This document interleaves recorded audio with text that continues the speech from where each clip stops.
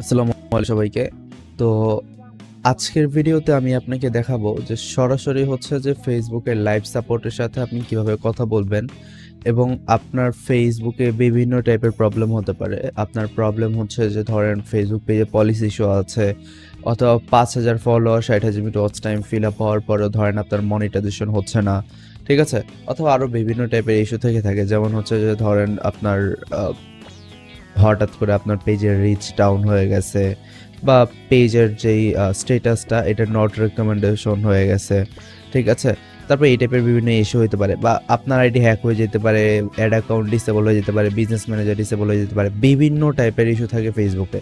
So ধরেন এই কিছু একটা হয়ে গেল, আপনার একটা ফেসবুক আইডি ধরেন আপনার ডিসেবল হয়ে গেল অথবা ব্যান হয়ে গেল, সাসপেন্ড হয়ে গেল।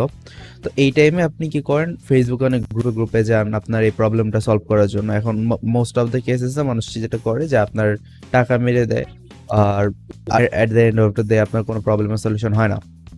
সো এই প্রবলেমটা আপনি কিভাবে অ্যাড্রেস করবেন এবং সরাসরি একদম লাইভে ফেসবুকের সাথে কথা বলবেন, কথা বলে যে কোনো ফেসবুক রিলেটেড প্রবলেম আপনি সলভ করবেন ইনস্ট্যান্টলি।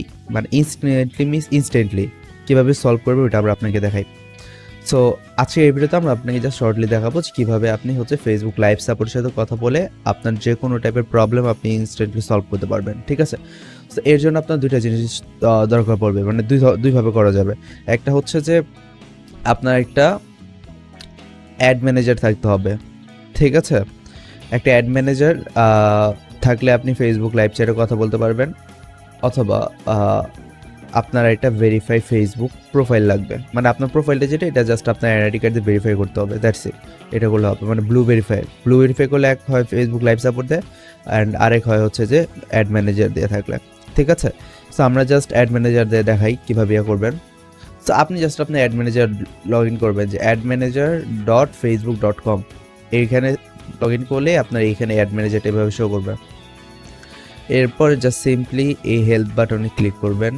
হেল্প বাটন ক্লিক করার পরে এই যে এখানে দেখেন কন্ট্যাক্ট সাপোর্ট, এখানে ক্লিক করবেন,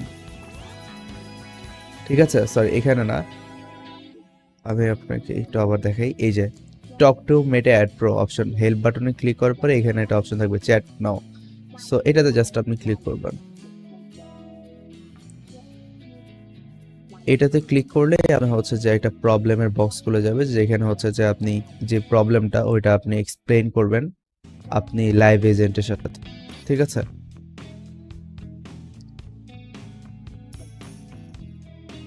হ্যালো।